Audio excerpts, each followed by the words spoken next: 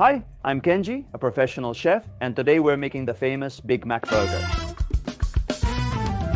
Numerous people have attempted to recreate this recipe, but its actual ingredients remain unknown due to its secretive nature. Many believe the Big Mac sauce defining the burger's flavor is the Thousand Island dressing. Today, I'll make my own version with ingredients I selected, which I think are closer to the original recipe's flavor. Let's begin with making the pickled cucumber, a distinctive flavor of the Big Mac burger. In this case, I'm going to use a traditional cucumber so that anyone can buy it at the greengrocers and make it at home. The truth is, the cucumber used by Big Mac and many other burger joints is a variety called Kiuri. It's a smaller, more compact cucumber with fewer seeds and less water inside. Let's begin by preparing the pickle base. I'll demonstrate making a traditional pickle base. For this, we need 1 part vinegar, which in this case is apple cider vinegar. We'll begin placing it in an already heated pot. We have equal amounts of sugar and apple cider vinegar, and half part water. To this, we're going to add salt, a pinch. The salt is up to you, depending on how much salt you want to consume. There must be about. The response is 0.176 ounces of salt here, a bay leaf, and one of the secrets or characteristic flavors that McDonald's cucumber pickle has for me is dill. It's a type of long seed, similar to what cumin seed looks like physically, but in the mouth it has a much more anise-like flavor. It's dill seed, not fennel seed. If you can't find it, because maybe it's not that easy, replace it with fennel seeds. I'll add 2 pinches. Roughly the response is 0.1 ounces. The concept is to boil it, and once boiling, I turn off the heat. Regardless of the pan's temperature, cooking it at a lower heat will prolong the boiling process. In this case, I put it on maximum heat. I repeat, as soon as it starts to boil, I turn it off and pour it over the sliced cucumber. We're going to cut the cucumber. The thickness of the cucumber doesn't matter. It depends on how you want it. I'm going to cut it quite thin. And what's the idea? I cut the cucumber and I'm not going to cook it. Once the pickle juice starts to boil, I'm going to pour it very hot over the cucumber. This will give it a very quick cook, but what I'm interested in is that it remains crunchy and continues to retain the green color. If I pour the pickle juice too hot or throw the cucumbers into the pot, on one hand it will lose a lot of texture and I will end up with a much less crunchy cucumber, and at the same time it will lose some of the super intense green color it has. This one here, if you notice the thickness it's going to have, or what I consider the Big Mac burger has, maybe now it's a little bit thicker, but keep in mind that when you pour the hot pickle juice, it's going to give a little and it's going to be slightly thinner. Here we have the pickle base being made. When it starts to boil, I'm going to pour it over the cucumbers. And here I have the ingredients that, in my opinion, are what make up the Big Mac's secret sauce. I have lemon, which I'm going to use for juice. I have onion. I think they slightly dehydrate the onion before putting it in the sauce to concentrate the flavor. I don't have a dehydrator, so I'm going to cut it very small. And then I have Dijon mustard, ketchup, mayonnaise, and I have one of the ingredients that I think the Big Mac sauce has, which is horseradish. In this case, it comes in paste form because the fresh season is over. It's a radish, as its own name says, that is spicy, but it's spicy in the style of Dijon mustard, wasabi style, or like any other radish. It's a nasal spice. It goes up, it stings, it opens your nose, and it goes away. The recipe is not spicy, but it has a flavor that to me seems quite close to a spice of this style. The pickle base has already boiled. At this point, with the raw cucumber, I throw it in, and this, as it is, rests, ideally this, at least 4 or 5 days in the fridge so that it takes on much more flavor. We're going to start by cutting the onion. As I told you, I understand that the onion is slightly dehydrated because when I eat it, I feel that it's a bit drier than a traditional fresh onion in this case. It should be cut very small, just like the onion has to give a very, very finely chopped, very small, uneven, and we're going to put it in the bowl. Next, we'll add lemon to the onion and lemon juice base. We'll season it with a healthy dose of mayonnaise, roughly 2 tablespoons, 1 tablespoon of ketchup, and a hearty tablespoon of Dijon mustard. I'm going to mix all of this. It's getting quite close, I think, at an organoleptic level, at a visual level, to the color of what the Big Mac sauce is, and I'm going to add a tablespoon of horseradish. I'll use a bit since it's spicy and blends well. Let's try it. It's a burger I often order, so I'm familiar with the taste. Remember, it's good. I used the horseradish in a small amount, but if you can get it, because it's not stinging me at all, but it gives it a kind of nasal aftertaste, which I think is quite characteristic in what is the burger. We are now going to move on to the meat part. In this case, one of the first or most important variations that I am going to make, and this is consciously, is the type of meat that I am going to use. The reality is that I don't know the type of meat that McDonald's uses. What I'm going to do is use it. Make it with ribeye. What I did was go to the butcher. I chose a piece of ribeye that I liked, and I asked the butcher to pass it through the meat grinder only once. Because traditionally when one asks for minced meat or buys already minced meat previously ready, it is passed twice so that the mince is super fine. In this case, by passing it only once, even though it is well chopped by a machine. It's not the same as chopping it with a knife. It still has a bit of bite, it has a bit of thickness. And why did I choose ribeye? Because on the one hand, it is a prime cut. It has a super interesting and very tasty meat quality, but it also has quite a lot of fat on the outside of the piece and within the muscle. A good fat, a fat that melts in cooking, which is going to give it a lot of flavor. What I'm going to do is transfer the meat to a bowl and season it very simply. I'm not going to use many ingredients. Just the ingredients I use are of good quality. I have quality meat and will use salt flakes. The salt quantity is subjective depending on your meat preference. Pepper. And what I'm going to do now is knead. Why am I going to knead the meat? What I want to do, when you buy the meat, if you notice now, look, I'm going to show you. The meat has like red-white. You can see the piece of fat on one side and the muscle on the other. When I knead and integrate it, I'm essentially breaking down the protein and dissolving the fat a bit. And I want all that fat to integrate into the muscle. And at the same time as I knead it, it releases a bit of the meat's own protein and makes it stick, makes the meat bind without having to use any other type of binder. No need to use egg or anything else. No flour, no Napo style. It's very simple. I start kneading and at first it falls apart. When I'm kneading at the beginning, I feel exactly all those pieces of meat that I passed through the machine only once. I feel them as individually separated. While I'm working, the fat starts to dissolve within the muscle. I can start to see how the fat is integrating into the meat. And once I've done about 2-3 minutes of kneading, what I do is shape them like meatballs like this, and I start to pound. I could simply keep kneading and kneading, but this process, when it has to be in quantity of burgers, serves to make the integration of the meat much faster. After 30-40 seconds of doing this movement, you will see how much more even the fat marbling is inside what is the meatball. In this case, as you can see after several hits, the meat already begins to have a much more even color, as if it has a marbling, a much more interesting marbling. Just as I told you before, because of the amount of fat that is dissolving inside the muscle. And so choosing this cut of meat, which is ribeye, remember we are changing a bit what the original recipe is, but there is a way to see, we are elevating what the recipe is. Now that it's like this, that I've kneaded the meat quite a bit, that it's super integrated, and that I make sure that when I smash the burger, it doesn't fall apart, I'm going to store it in the fridge, and I'm going to continue with the recipe.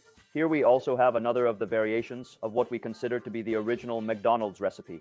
On one hand, we have a type of brioche bread, but traditionally in the McDonald's burger, it has white sesame seeds on top. What we are going to do to recreate it as close as possible to the original recipe, which is bread and meat, plus all the toppings inside, is we are going to take 2 hamburger buns, we are going to cut them in half, and what I'm going to use is the base of one bun plus the other whole bun. Lettuce is another key ingredient of the Big Mac. You can use nasturtium or iceberg lettuce in this case. Either of the two are very crunchy, and what they allow is to withstand inside the burger. What is the temperature of the burger that is going to lengthen steam, and the sauce that are going to moisten? Both things are going to moisten what is the lettuce. We are going to cut it. It doesn't have much secret. It has to be very thin. That's the only thing. So it's easy to eat. The idea is that when you bite, you can take all the ingredients. Well, we are going to reserve the lettuce. And we have everything ready to start cooking the burger. We are going to start cooking what is the burger. In this case, within all the preparation. The kneading of meat. I made 2 balls, 2 little meatballs. About 80, the response is 3.17 ounces. And what I'm going to do, which also perhaps does not respect the traditional recipe of McDonald's, are very crunchy, and what they allow is to withstand inside the burger. What is the temperature of the burger that is going to lengthen steam, and the sauce that are going to moisten? Both things are going to moisten. What is the lettuce? We are going to cut it. It doesn't have much secret. It has to be very thin. That's the only thing. So it's easy to eat. The idea is that when you bite, you can take all the ingredients. Well, we are going to reserve the lettuce, and we have everything ready to start cooking the burger. We are going to start cooking what is the burger. In this case, within all the preparation, the kneading of meat. I made either of the two are very crunchy, and what they allow is to withstand inside the burger. What is the temperature of the burger that is going to lengthen steam, and the sauce that are going to moisten? Both things are going to moisten what is the lettuce.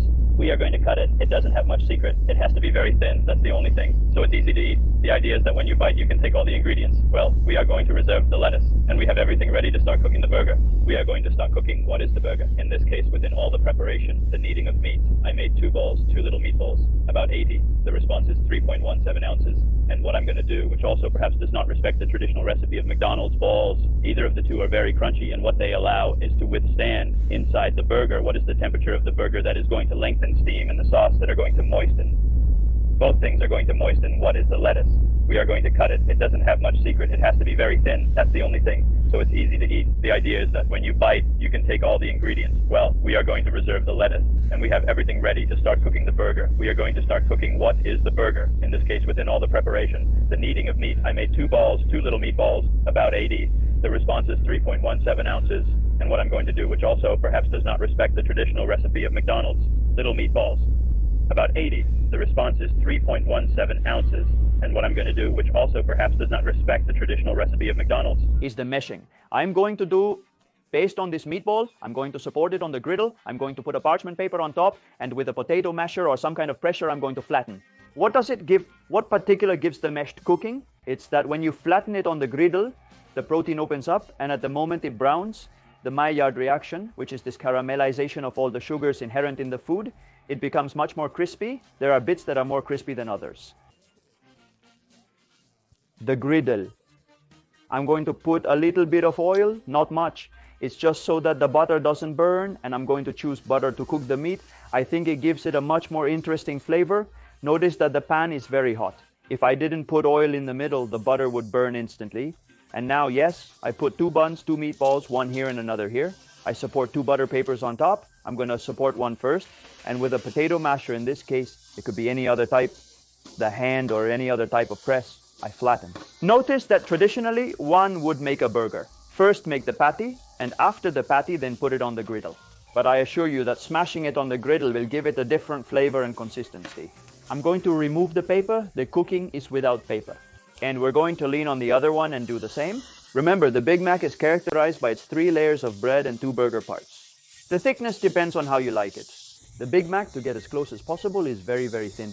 Remember also that as it cooks, it will lose liquid, so the volume will decrease. What I'm going to do, which will give it a lot more flavor, a little bit, not much, I'm going to put a little bit of lard on top so it melts and moistens the meat.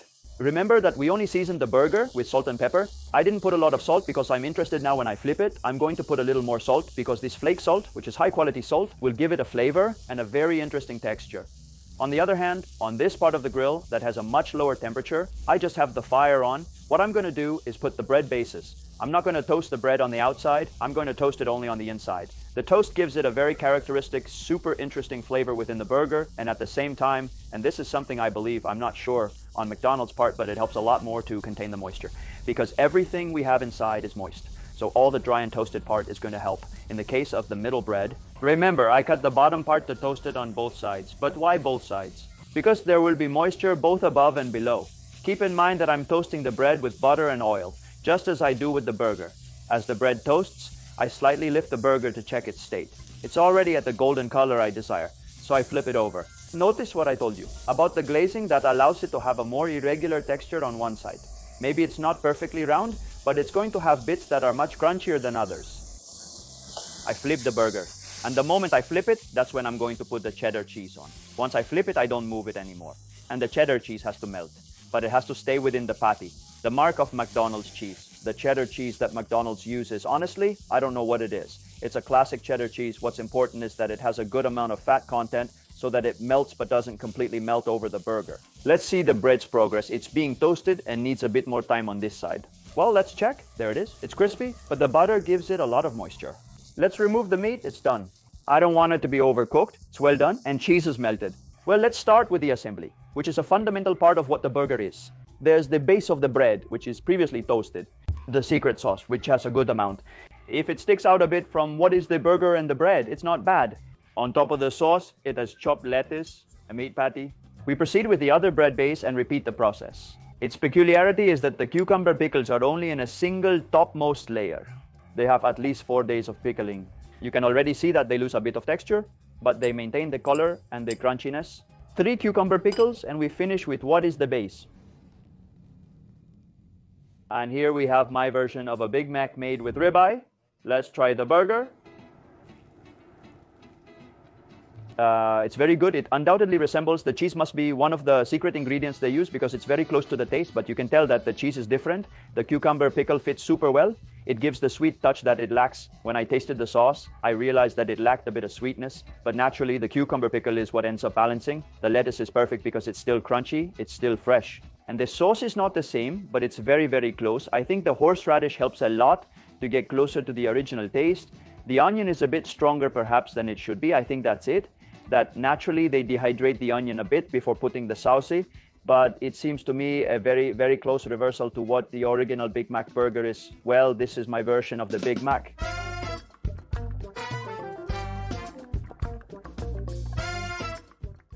Thank you.